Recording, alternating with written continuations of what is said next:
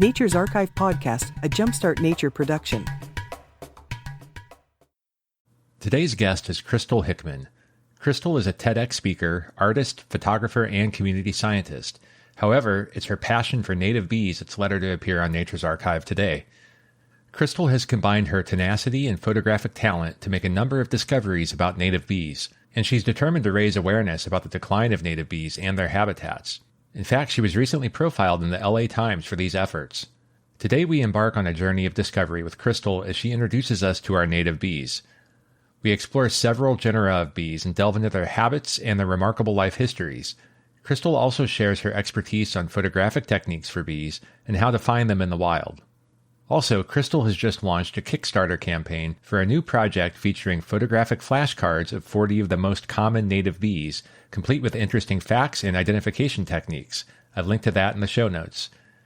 You can connect with Krystle on her website at beesip.com, that's B-E-E-S-I-P, or follow at beesip on Instagram or at beesip online on Facebook and Twitter. So without further delay, the amazing world of native bees with Krystle Hickman. Krystle, I really appreciate you taking the time to join me today. Yeah, thank you so much for having me. I'm really excited to talk with you today. Yeah, and as we were chatting about right before I hit the record button, I saw you speak at the California Native Plant Society conference in San Jose last year, and I was so blown away by it. Your presentation, your photographs, your personal story, like all of it was just so amazing that I was actually nervous about asking you to be on the podcast. I'm happy that you accepted. Yeah, definitely. No, I was really excited when you asked me because I had told you before, but yeah, I just started listening to your podcast and absolutely loved it. So real pleasure. It's great. It was meant to be. It was meant to be, yes. Those puns, I can't control it sometimes. They just come out. But that's one of the things I really hope to dig into today is the diversity of bees, the amazingness of bees, which is part of your journey. But also, as you spoke about at CNPS, your own personal journey that led you to the bees. So can you tell me about your early memories with nature and when you really recognized that you had this connection to nature? Yeah, so I'm from Omaha, Nebraska, originally born and raised. And my connection with nature started out just in my own front yard. So I remember as a toddler just going out and my mom had some rose bushes in the yard and there were ladybugs and there were box elder bugs and there were spiders. And I was absolutely obsessed with all of them. So I would spend hours just sitting by the rose bushes, just looking at the insects that were in them, which is odd because I do the exact same thing now, not with rose bushes anymore, but you'll find me pretty much outside almost every day looking into a plant or into a bush or something for insects or for bees. But yeah, as I got older, I started going to hiking and camping trips with Girl Scouts, started going into the woods more, just seeing nature that wasn't basically in a box made by people. And it's funny, these days when I think about rose bushes, my first thought is, ooh, non-native, but it sounds like they were attracting some interesting things nonetheless. Yeah, it's funny too, because I look at rose bushes completely different now. Like back then I was like, oh, this is nature. But now I'm like, maybe avoid those. So yeah, it's definitely changed a little bit. Yeah. Well, there are native roses in much of the U.S. There is that. They don't look the same. But once you get over that, they attract lots of cool things. But I know that nature wasn't your only interest growing up and into adulthood, of course, because when I was poking around on your website, I saw that you've been a ballpoint pen artist. You've done some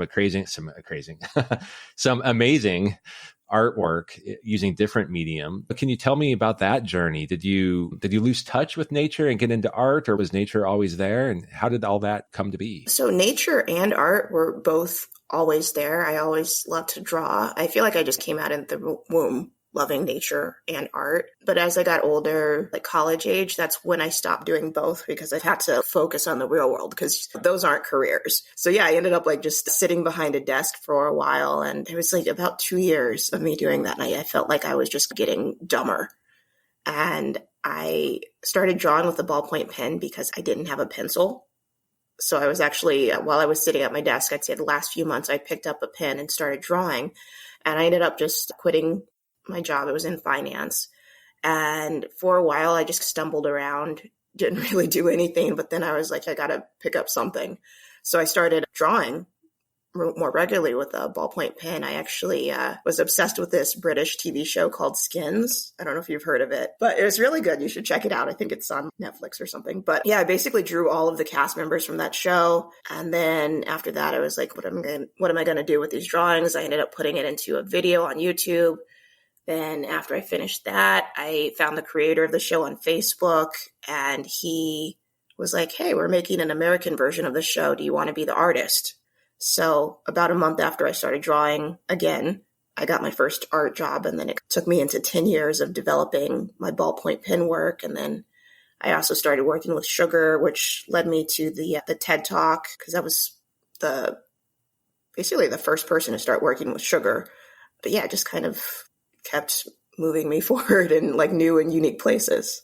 I watched the TED Talk here recently, and that's the thing that just struck me was how the creative through line, I think, that you have to come up with using sugar as a medium. Let me back up a little bit. So when you picked up drawing after your career in finance, it sounds like you already had some background in art, or was this just suddenly you discovered this talent that you didn't realize you had?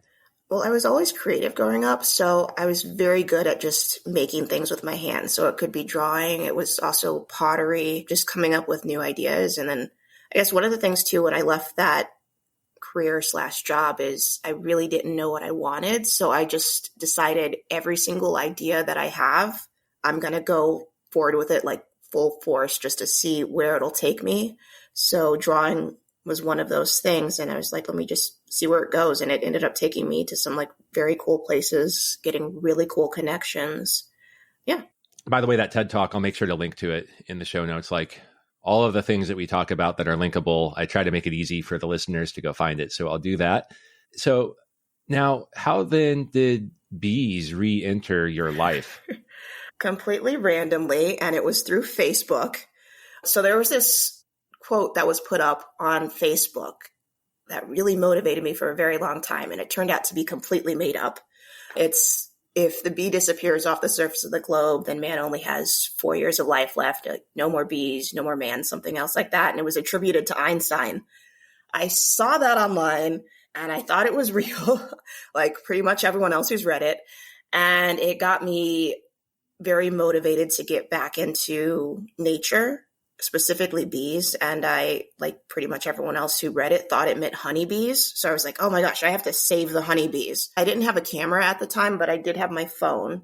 I think I was out there with a Samsung S6. And I just went out and took a whole bunch of photos of honeybees, just for longer than I would like to admit. And then I think it was a weekend when I was pretty close to getting a camera. So I was renting one. I went out to the Sepulveda River Basin, which is in Van Nuys, California, and I photographed a bee that was not a honeybee. I was, okay, wait, what is this? And then I ended up going back to my beekeeping friends, and they were all like, it is a bee, you're right. We don't know what it is, though.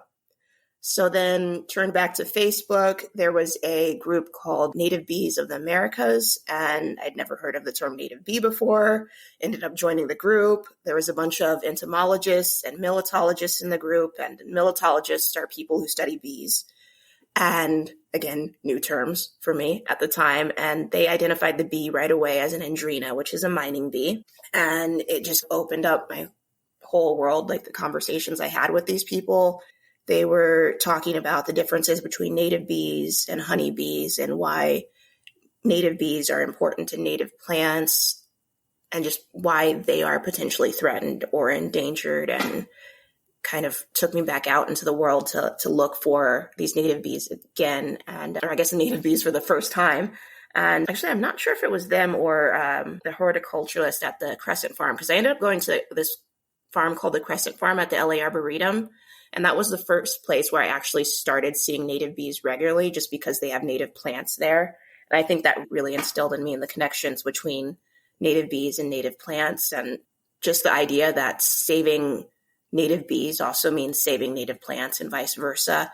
And then also saving native plants means saving not just native bees, but animals in general, because they're so closely linked. Yeah, absolutely. I think finding these personal discoveries is so important to develop this connection because we can tell people until our faces turn blue about how cool all these native bees are. But you kind of have to go experience it for yourself with so many of these nature topics.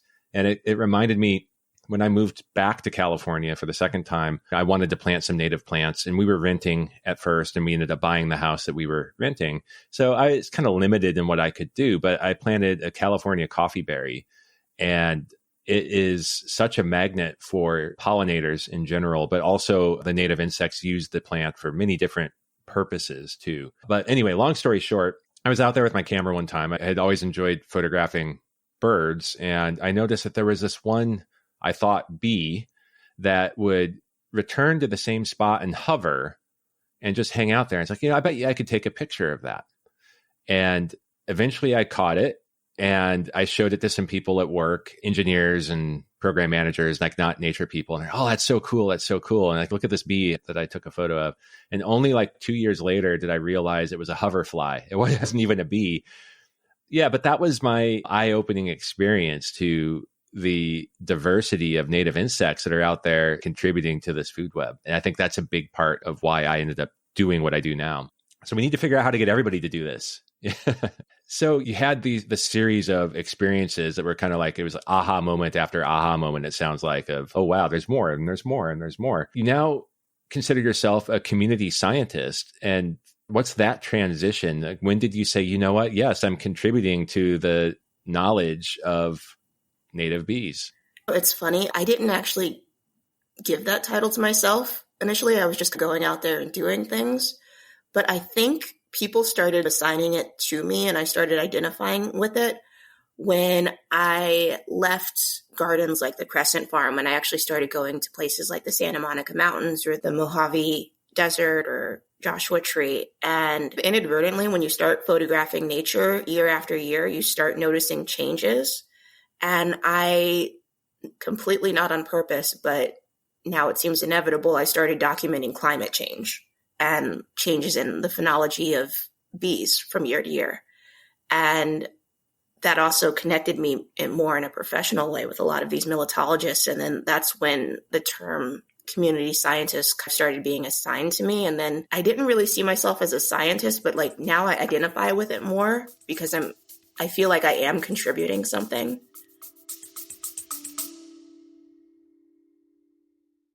Hey, nature enthusiast, do you want to be part of something bigger? Well, we're building a movement at Jumpstart Nature, and we've just added some new volunteers to help with our podcast and website. But this means our costs are going up too. I need to purchase software licenses to give them access to the production tools we use. For example, one media editing license costs $21 a month. And this is where you come in. Please consider supporting our mission by contributing to Jumpstart Nature through our Patreon or direct contributions, or even purchasing some logo merch. Check out all these options at jumpstartnature.com/donate, also linked in the show notes. Not ready to make a financial contribution? Then please share this episode with 3 friends. Sharing what we do is actually one of the very best ways you can help us. Thank you all for your continued support. Yeah, so when you mentioned phenology, for anyone not familiar with phenology, it's how an organism changes based on seasonality and time in association with their environment. Yeah, I started noticing it. The very first bee was a Bombus melanopygus, which is a black-tailed bumblebee.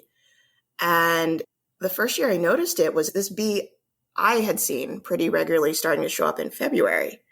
And then about 3 years ago, which was the first year in California where the drought became like very major, it showed up about a month earlier, which is a pretty big difference. And then it just, every year it's been showing up earlier and earlier. And I was like, this is really odd. So I ended up going back to a friend of mine who's a bumblebee expert. And I was like, hey, I'm seeing this happening. What's going on? And he mentioned, yeah, this is what happens in drought years. This specific bee actually starts showing up earlier. But even last year, there's some bumblebees specifically that I was looking at that they don't seem to have that relationship, or as far as I'm aware, but they're also showing up earlier too. Or maybe it's later because we started seeing Queen Bombus vossnescentia in December. So is that a very late queen or is it a very early queen? Because That's definitely off season. Interesting. And then you have the challenge, of course, of separating out what might be a strange one-off Right? occurrence from a general trend. Exactly. And then I guess what's the barrier between the one-off and I don't know, maybe there's 10 of them, or I don't know, what's the barrier between like something's actually happening and then just a odd occurrence? So that begs the question, do you submit your observations to tools like iNaturalist? I used to submit a lot more of them than I do now. At the moment, I look for more rare bees. So a lot of those photos are going straight to projects or they're going straight to militologists who specialize in those bees. And if there's something that I'm probably not going to use personally, then yeah, I will post them. Yeah, I'll have to make sure I find you on iNat and follow. Oh, great. Yeah. So we're talking about native bees and how they are so different from the European honeybee that I think most people are most familiar with. So maybe can you just tell me a little bit about the characteristics of native bees? There's so many genera of native bees that this is hard to say, but maybe a little compare and contrast at a high level, and we can talk about some of the specific types of bees in a little bit more depth afterwards. Sure. To start off, in the world, there's over 20,000 species. In the US, there's 4,000. The Western United States, there's 3,000. In California, there's a little over 1,600. So there's a lot of bees. Most of them are solitary, meaning they live by themselves, but they can also live in groups called aggregations, which is like a neighborhood. So basically they all live together, but they have their own little house. Because they're native, they can potentially have symbiotic relationships or mutually beneficial relationships with native plants where one or both can rely on each other for survival. Like there's some species of native bees that will only pollinate one family of plants. So if something happens to that family of plants, wherever they're located, the bee might not have a resource for pollen or nectar even. Yeah, also, I think about 70% of native bees are ground nesting and 30% are cavity nesting. Yeah, that's really interesting because I think growing up, the misconception is that all bees live in these hives and they're colonial. But the fact that so many are solitary and live in the ground, I think, is one of the first eye-opening things that people have on this journey of discovery. Now, the cavity nesters, I know they can choose a diverse array of places in which they do nest. Do you have any examples? Like where might you find the non-ground dwelling bees? For example, there is a bee called the Ceratina, which is a small carpenter bee opposed to the Xylocopa, which is the large one. So they'll nest in pithy stems, which are plants that have a stem with a spongy or soft center. So they'll actually excavate the center of the stem and create a little cavity nest in there. Very, very cute bees. So if in your yard, for example, if you have native plants, it's recommended that you leave maybe about 12 to 18 inches of a stem if you're cutting back your plants, and they'll use those to nest in. There's also ones, let's say some osmia, some megachile. A lot of people actually take advantage of the fact that they nest in cavities to make bee houses or bee hotels for them so they can observe them there. Yeah, and there's also some bees that, Dianthidium. This is a really cool bee. So this is a stone bee. So their nest is actually a bunch of little pebbles that they'll seal together, and they'll create a single solitary nest in these little pebbles, and they'll attach the pebbles to a stem above ground. And I think it's really cool because like right now you can actually walk around trails, and I've run into a couple of those. There's also another bee called the Anthodidiellum that will make a resin nest, which is very cool. It's like a brown gumdrop, it looks like. And it's just one single cell that's also attached to flora outside. I think this is such a great taste of the variety that you find out there, from constructing a nest to taking advantage of existing stems. There's just so much variety. Now, what about the large carpenter bees? They have a reputation for sometimes drilling into wood structures. Is that accurate? That is very accurate, yes. In California, we have 3 large carpenter bees, and it's interesting because they all have different preferences for wood that they like. But yeah, so these bees are actually semi-social. So it's just like a different form of sociality. So the females create a nest and they actually show cooperative brood care. It's really cool about them. But yeah, they don't actually I know the holes can be unsightly, but they typically don't really cause structural damage. So I don't think there's any reason to technically remove them. So let's, again, no pun intended, drill into the large carpenter bees a little bit more.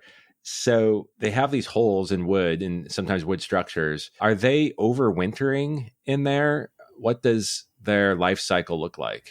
So I think carpenter bees across the board in California anyway, I think they can live up to 1 to 2 years. So they are, I don't know if I would say they're overwintering because you can actually see them all year depending on if there are flowers. So it depends on what's going on with nature, although they do have certain seasonalities. Like for a lot of them, you'll typically see them March through November. Yeah, so it really depends on the individual bee. But yeah, they are basically, their brood are, I guess they eclose or they emerge as adults in the early part of the year. But the adults can potentially live for 1 to 2 years. And I have another somewhat random question. On my house, we have a stucco house, which is like kind of a hard concrete material. And I don't know the history, but in a few places there are holes in the stucco that look like maybe somebody drilled a nail in or something like that. They're about the size of a nail. And last year, I noticed some bees that were going in and out of this hole in the house. I never did figure out what kind of bee it was. I guess I could have tried to capture it and observed it more closely. I never did that. But very random question. Any ideas of who would be taking advantage of a hole in a concrete stucco? In a concrete. Okay, so it could be in concrete. I would typically not say a carpenter bee because they do prefer wood. It could be a megachile bee. It could potentially be an osmia bee. It could be a lot of different cavity nesting bees. Honestly, it's something you'd have to get a picture of. Yeah. I'll try harder if they come back. I know exactly where it is. It's a spot I can easily observe. So I'll try harder this year and solve that mystery. Something else that I wonder about. So with the colonial bees, with the European honeybees, you have different roles that bees take on as part of that colony. And it makes sense. You think about the evolutionary pressures and they've specialized in a way depending on where they're at in their life cycle. Do you see in the solitary bees, like, are they just doing everything? Or when they have these family groups or these neighborhoods, these aggregations, do you see any sort of specialization or roles that they fulfill there? So I would say no for solitary bees. Again, there's not just solitary and social or like eusocial. There's, for example, there's bees called halictus, which are some sweat bees. And sweat bees are either eusocial or generally eusocial. So they have a colony as well, but it's much smaller than what you'd see with a honeybee or with a bumblebee. So typically there's a bee that would be called a queen or a foundress. And the colony also has her daughter or sister workers who typically don't reproduce. So there's also a overlap in generations, like they cohabitate and they can share in the care of the young. So typically these colonies, sometimes there's one foundress. Some of the species there can be more than one queen, but there's normally I'd say about 2 to 4 bees in that colony. Whereas far as just solitary, again, you can have the aggregation where it's just one female taking complete care of her brood by herself. But then you can also have some other bees, like an agapostemon, for example. So it's basically like they live in an apartment complex. So they have one entrance for their burrows and then communal. There we go, communal. They have basically one entrance and then they have their own apartment that kind of branches off where they take care of their young independently. Oh, that's interesting. I can visualize a cross section of what that might look like. It's really funny because you'll see them. I filmed some agapostemon meliventris actually in my friend's backyard. And at the time, this was closer when I was starting out, and I kept seeing more than one going in this burrow. And I was like, I thought this was a solitary bee. And then that's when I found out about communal bees. Super cool. And yeah, it seems like you have the entire spectrum from what you were just talking about. It was good, I think, to point out that it's not just solitary and social. There's all of these shades of gray. These topics, they always blow my mind because it reveals the nuance, and you can start to form stories and hypotheses about how all of these systems are working together. So I'm hoping that you'll play along a little bit more with this and maybe talk about a few other common types of bees out there and how they live and what they're doing. So if you're game, we can run down a couple on the list. Yes. Bumblebees, bombus bees. I think that they hold a special place for a lot of people. They're probably the second most well-known bees after honeybees. And they're like these little friendly, fuzzy bears flying around that. Yeah, I think so. I think they're like really funny and bumbling, and yeah, I love them. And it's easy for me anyway. It's easy to associate human traits to them because you can see them better and you can see what they're doing. They're a little bit slower sometimes too. And to your point, they'll sometimes come out in cold weather too. And when we're thinking about California bombus species, where do they fall on the social spectrum? So they are eusocial. So they have, again, a colony with a queen and the daughters. Okay. And as a larger bee, I've always assumed that gives them some flexibility for colder temperatures. Is that why we see them in the winter times? That's a good question, and I'm not sure why it is exactly. They also can be at a higher elevation bee as well, where it's cooler. So I'm not sure if it is their size that allows that. But also, too, I did say they're eusocial. Some are actually parasites as well of other bumblebees, which is pretty cool. Yeah. So there's a Bombus insularis. That's one that people in, I'd say, Northern California, maybe Oregon and Washington also would be more familiar with. So the queen will actually find another bumblebee colony, and she will kill the queen of that colony. And I'm not 100% sure how this works, but something with pheromones where she basically becomes the queen of this other queen's workers. And she has these workers collects resources, pollen, that are used to raise her young. So she never produces workers, but she will produce other queens and males. Wow, that's fascinating. And it also makes me realize that we haven't talked about, like, another common misunderstanding people have is the purpose and use of pollen versus nectar for bees. Can you describe that for listeners? Yeah. So typically, I have seen some adult bees consume pollen, but typically pollen is just for baby bees or growing bees, and then nectar is what adult bees consume. So you'll see the adults out nectaring in their desire to have fuel to go collect pollen to raise the next young. Exactly. Basically. Yeah. And typically when bees are specialists, they're pollen specialists. However, there are some bees that are specialists on flowers that do not produce nectar, like a poppy, for example. So they'll be a specialist on maybe a poppy, but then they also might have another plant that they collect nectar from, typically. And another one that you mentioned that I've always found really interesting is leafcutter bees, Megachile. Why are they out there cutting leaves? Yeah. So I guess first off, so Megachile aren't just leafcutter bees. There's also resin bees as well that are in the Megachile genus. So leafcutter bees use either leaves and sometimes flower petals to line the cells of their brood chambers. Is that for comfort? I mean, it's not for food, right? It's not for food. It is, I guess, for comfort, quote unquote.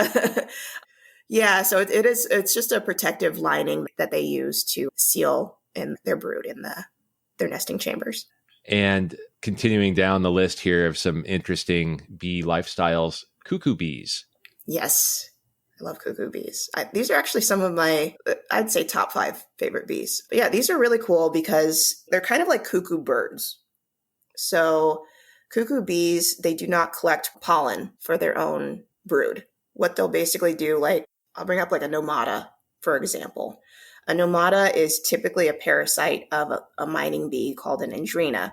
So their phenology really lines up with andrena. Like, you'll find them close to them. So basically an andrena will create a ground nest and she'll collect pollen for her offspring. And then a nomada will sneak into the burrow, lay her own egg, and then that egg will potentially hatch first. It'll consume the pollen and potentially the egg of the andrena bee. And yeah, it's like population control. And then there's other ones like Brachymolectica, which are parasites of Anthophora, and there's Coleoxys that are parasites of Megachile. So a lot of times if you want to find the cuckoo bee or the parasite bee, you look for the bee that it's a parasite of. Do you have any other interesting life history, ecology stories from bees you want to cover? The Perdita nasuta is one that I bring up a lot. So this is a bee that you'll find in dry deserts, I would say. I've seen it one time, I think 3 years ago, in Death Valley in the Mojave Desert. And this bee was really cool because I can't remember exactly when it was found. But one of the things that was very unique about it is the males have a facial feature called a clypeus, which kind of looks like a duckbill. So a lot of times people will call them like a duck-faced bee.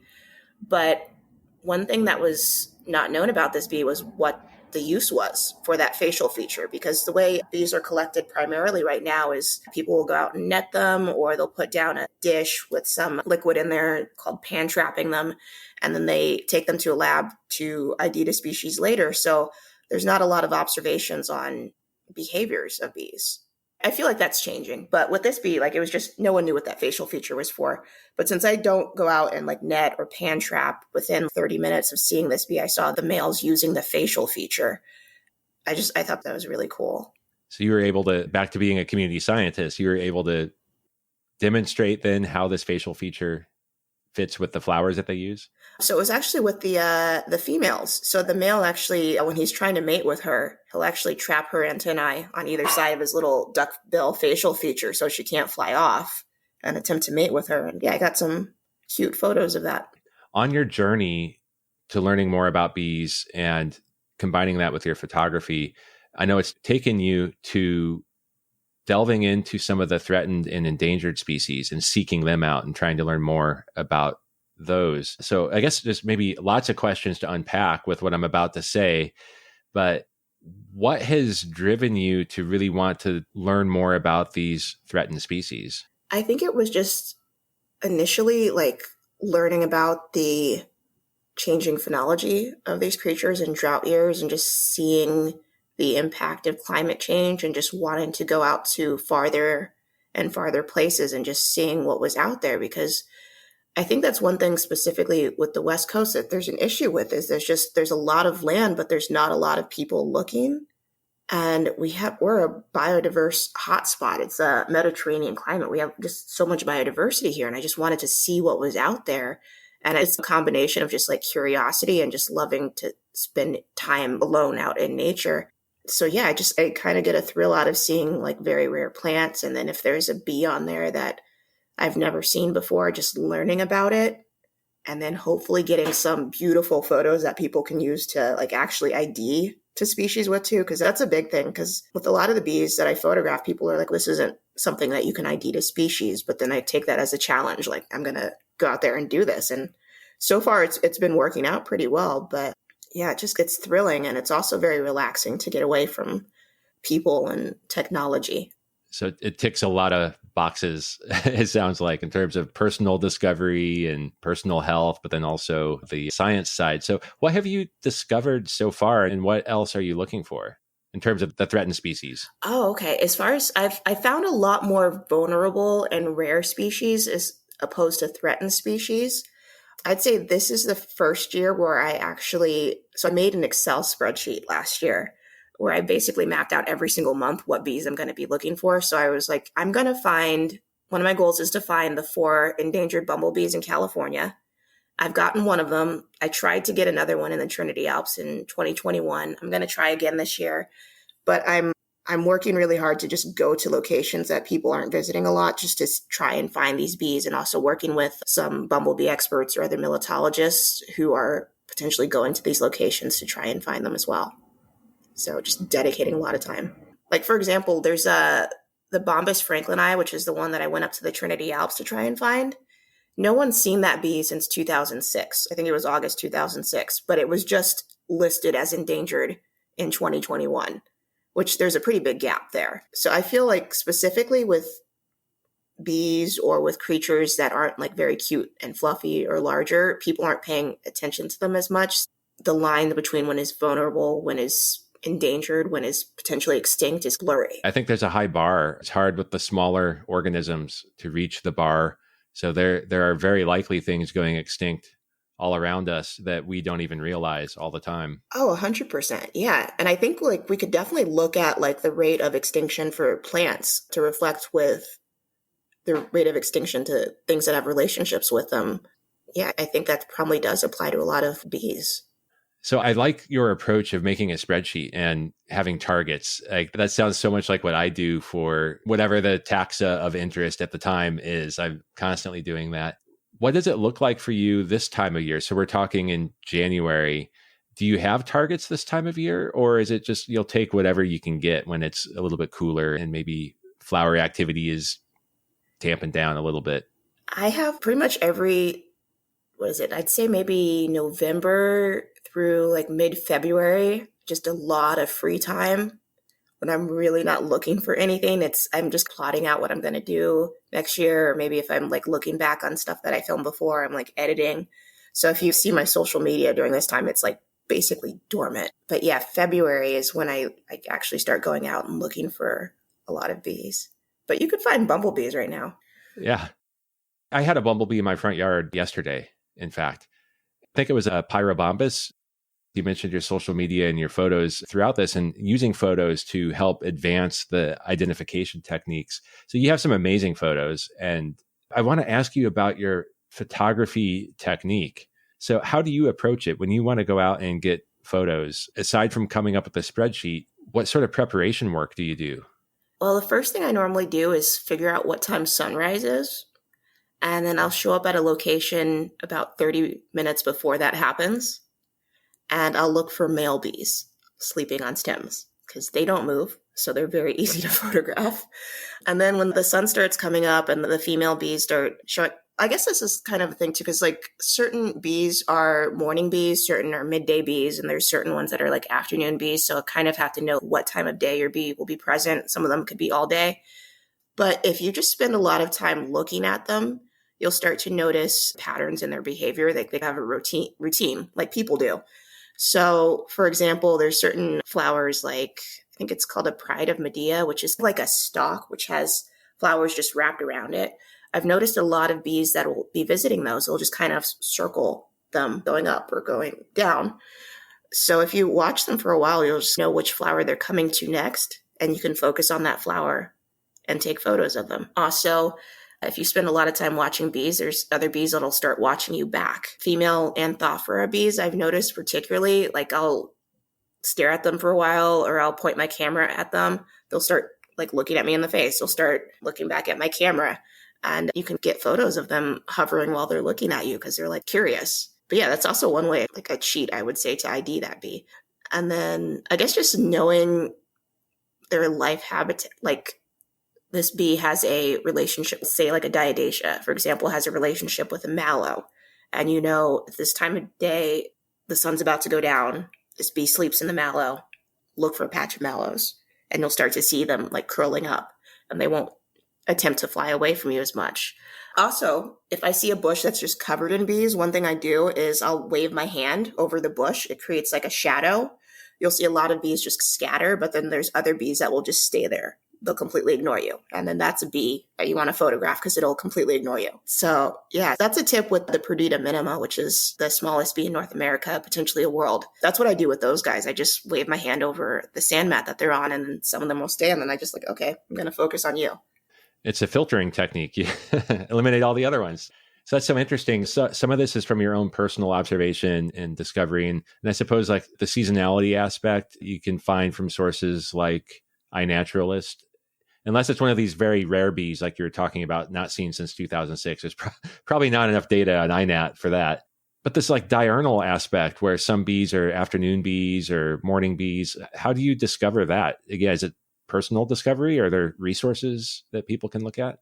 Yeah, so sometimes it's accidents. Sometimes you can look on Discover Life. A lot of times what I'll do, because I'm looking for very specific bees that don't have a lot of information online, I'll actually reach out to the person who specializes in that genus or that subgenus.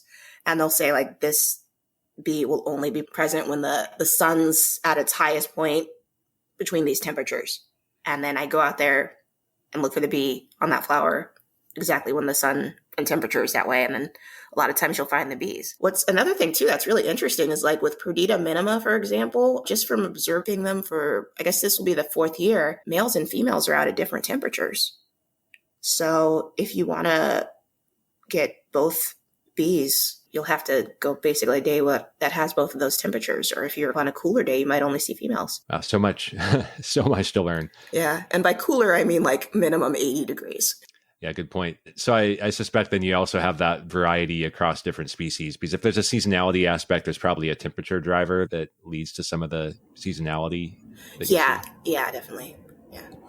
And do you have any techniques to get specific compositions of the bees, or do you put cards in the background to clean up the photo or anything like that to help you get clean photos, both for artistic purposes, but also for identification? The only thing I do is just spend hours outside. Yeah. So I try to get a good composition, just based, a lot of it's luck, but I try to focus on their face or their eyes, because I feel like it's like a portrait of the bee, because you can get more of their personality through that. But yeah, I don't go out with like cards or anything like that, or I don't net.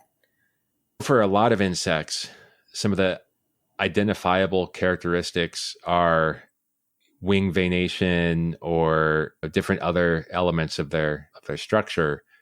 So is that also part of what you do? You just try to get every angle you can? I do, yes. And the only angle that I typically don't get is from below, which is one of with megachile bees, that's definitely helpful for ID, and then some halictus as well. But yeah, wing venation can get you down to, for some bees, even subgenus. Eye shape is also very helpful. If you get a shot of the antennae, you can tell male from female. Also the bands on the abdomen, that can help you differentiate between different halictids. Like you can tell a difference between a halictus and a lasioglossum.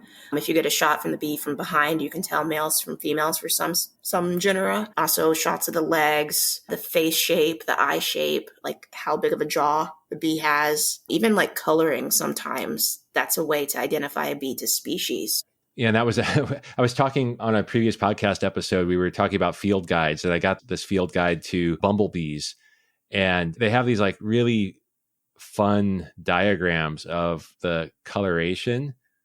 And I remember when I saw a sample page, I'm like, okay, I got to get this, because I thought, oh, this is going to be easy, because they have these great diagrams that show exactly what each band color should be. But then when I started looking at it, it also showed all the variants that exist. Yes. Yeah. So I'm actually making some flashcards, and I have bumblebees in them. So I started making some of those myself. And oh my gosh. Yeah. The variation in some of these bees is just ridiculous. So kind of deciding what to show people. So I just went with extremes, and I was like, there's also a lot in the middle. But yeah, bumblebees I thought I had them pretty good when I was just like in Southern California, because I was like, oh, these are easy. And then you go up to the like pyrobombus you were talking about. Those ones can be difficult to ID a species. Yeah, keys are very interesting. Also, like the wording of them too. A lot of times it's just a person's opinion. Like for osmia, for example, you have to decipher the person who created the key. What does shiny mean, or dull? So that's probably a good transition to ask about resources for people that want to learn more about bees in general. And I know a lot of people that listen to this podcast are into like trying to figure out the identification as well, because that unlocks another level of ecology. So do you have recommendations as to where people could go to learn more? Besides iNaturalist, which I think is a great place, Discover Life is also really great. So is Bug Guide. As far as books, The Bees in Your Backyard, great book. That was the book that I started out with. There is a West Coast version that is coming. It's available for pre-order right now. I think it's available in May. Don't quote me on that. But yeah, the East Coast version came out, I think, last year or the year before. There's also this, what's it called? Bees of the World by Charles Michener. That's a great book. It's not a book that you read. It's like an encyclopedia. So you just like basically look at little parts of it, because it's very intense, but really good book. Yeah. And you said that you're developing some flashcards. What are those going to be used for? So those will be used for IDing the 40 most commonly seen native bee species in the Western United States. So the goal is to, well, there's wing nation on the back, there's sociality, also plant relationships, habitat information, like a few blurbs, sentences about details about that specific bee, like male, female, queen, boundress, whatever. There's also a size chart in millimeters on the front, as well as the scientific name, the common name, and then a photo that is pretty helpful for ID, I think. If I understand correctly, you're also doing a Kickstarter for the flashcard project. Can you tell me more about that and the bigger picture that you have? Yeah, so the Kickstarter is March 1st, so it's running for about a month. But the main reason why I wanted to do this is because I feel like a lot of information about native bees is not very handy, especially the ones that you'll see in your garden, maybe even the ones you'll see in just various ecosystems in your area on the West Coast. So I wanted to make things easily digestible so you can take your own photos of bees, or you can go out in your own garden and you can potentially ID a bee to species, but then also get facts about them. So I think, too, one thing that's great about these is, let's say you want to attract certain bees to your yard, there's plant relationships on the back. So if this bee has a relationship with Asteraceae, you can put asters or the flowers in your backyard and hopefully attract it if you're in that habitat, and then you know what months that bee will be present, so it starts showing up then. But yeah, just I feel like these cards are a really great way just to start out with bees, but also if you have a lot of knowledge, I feel like they'll be useful as well. Yeah, I was just trying to make something that's useful for pretty much everybody. Your primary goal is just to evangelize the bees? Sure, yeah. Yeah. Get people into them. So then in terms of the equipment that you use for your photography, we've talked a lot about macro on this podcast in a number of different episodes, and I can link to a few of those for people that want to learn more about generalities of macro photography in nature. Is there anything special or unique you've discovered with the approach to bee photography that you'd like to tell our listeners about? As far as equipment, or? Yeah, as far as equipment. When I was starting out in 2018 with my camera, I got a crop sensor camera. So I have a Nikon D500 because that was, if you were taking pictures of small things, you wanted a crop sensor. But camera technology just keeps advancing so quickly. Honestly, you can use a full frame camera body right now and crop them, and mirrorless cameras. Like Nikon has, a Z9? That is a amazing camera that I'm hopefully going to buy this year. It's 100 times better, I would say, than a D500. You don't have to worry about noise on it, which is like fuzziness when you're shooting in low lights. So yeah, if I would recommend, I still think the D500 is a great camera, and it's definitely more affordable now than when I bought it. If, as far as a lens, if you're just starting out and you're taking pictures of a lot of things that will run away from you that are small, I would recommend something like at least getting like a 100 millimeter, because that gives you more working distance from you and your subject. Because there are ones that are closer, and you can get a 50 millimeter as well, but that might be a little bit more difficult when you're first starting out. Yeah, so with the 50, you end up getting closer to the subject, and you're going to scare it away in the process of doing that. And that reminds me, I was talking to a local entomologist who's also, as so many are, into photography, and we were comparing notes, and we both said that we do the same thing when we're approaching a subject, such as a bee on a flower or something like that. We bring our camera up to our face before we start the approach. Yes, I do the same thing. Yeah. Okay. Yeah, it seems to not frighten them away as much because you don't have the reflection off the glass, or I don't know what it is. But yeah, I don't know if this has happened to you too. So I have a pretty big diffuser on my camera, and this is so weird. I don't know if the bees are just confused, but I have so many photos of bees reaching up to my camera lens. They're just, a lot of them are doing like the Y shape where they're trying to climb on. Yeah, weird. I don't know does it happen with you ever? I haven't noticed that. No. You haven't? Oh my gosh, I got to show you those photos. They're so funny. But yeah, I have a lot of those. So you mentioned a few things already about resources that people can look to learn more. Just to revisit that real quickly, have you found, because I sometimes video is enthralling, that can really hook people. Have you seen any good documentaries or videos or even YouTube channels or whatever that are great for learning more about bees? Yeah, PBS came out with a special, I think it's called My Garden of 1,000 Bees. It was filmed in Europe, And I just found out that it's apparently not available to people in a lot of Europe. But if you're in the US, I would 100% recommend that. It's a man in Bristol, England. It's just his backyard with a bunch of just native plants and native bees. And a lot of the observations that he observed, like just saw, were things that you'll see in nature and you could use to, like, for photographing yourself. Just bees have patterns that they like to repeat, or they have certain habits. So helpful for photographing and just learning more about them. Yeah, that one had shown up on my radar, so I'll check it out. Oh, it's so good. Definitely check it out. Yeah. I need more time. Yes, There's so many things that I need to check out. This one, take it however direction you want to take it. But if you could magically impart one ecological concept to help the public see the world like you see it, what would that be? I think the big one would be that nature doesn't belong to us. It's not ours. Just that nature, it can exist independently of us. And I feel like to continue living on this planet in a healthy way, we need to be a part of nature, but also not possess it. One thing that, like, I say this to a lot of people I talk to in person, is a lot of people refer to bees as ours. They refer to air as ours, water as ours, or they find a new resource and they're like, what can we do with it? But I just like to point out, like, these bees don't belong to us. They're the bees, or just bees, or like the different parts of the environment doesn't belong to us. A lot of the really good things that we could do with nature is just leave it alone. But yeah, I think it'd be great if people stop calling nature ours.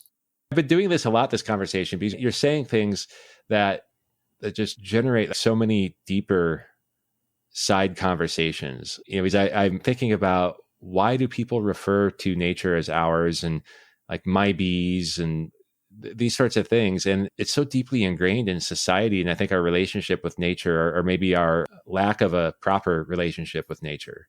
Yeah, I think one thing that's just really cool when you spend time out in nature is these things evolved over millions of years, and they can completely disappear. It won't affect humanity. We'll probably affect them eventually, but I think that the importance of things shouldn't be related to how important they are to people or how we can potentially use them.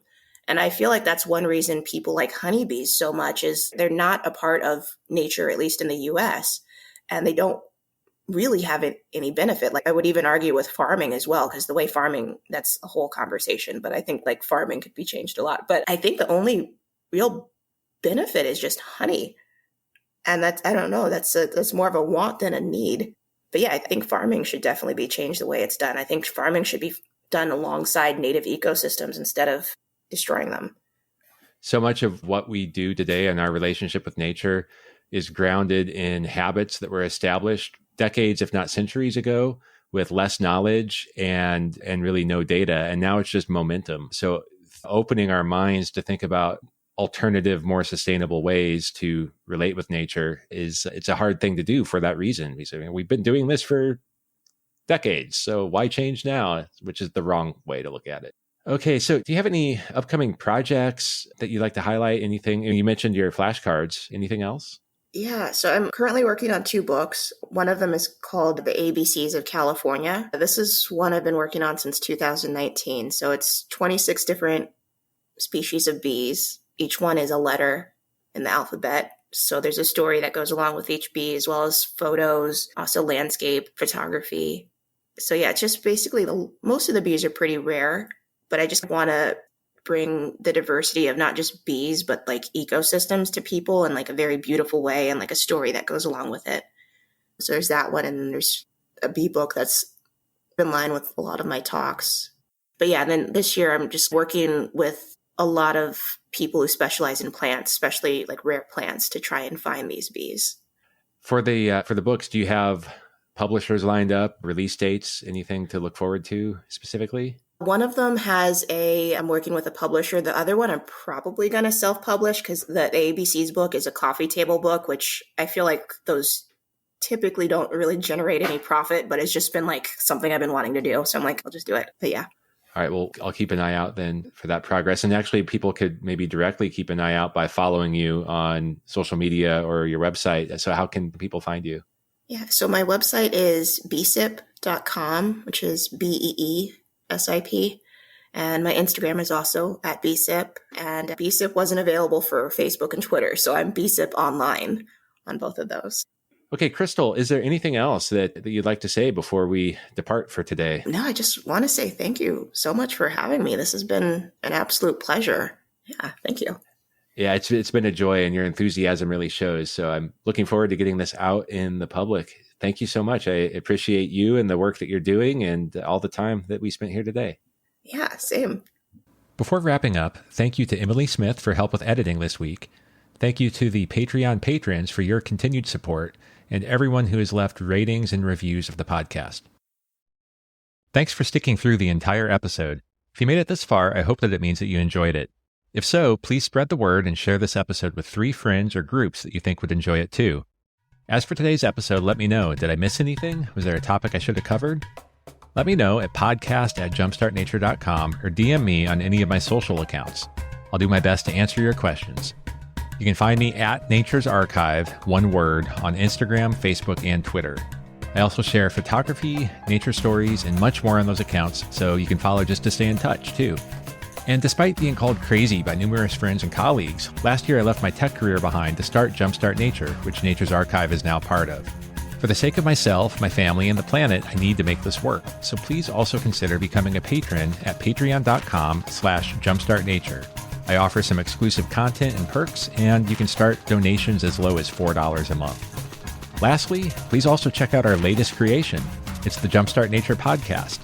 We just completed our pilot season, where each episode reveals an unseen, surprising, or misunderstood nature topic with the help of experts and our host, Griff Griffith. It's entertaining and inspiring, and even reached number 3 on the Apple Nature podcast charts. There's much more on our roadmap, but we need your support, so check out jumpstartnature.com for more details. Thank you.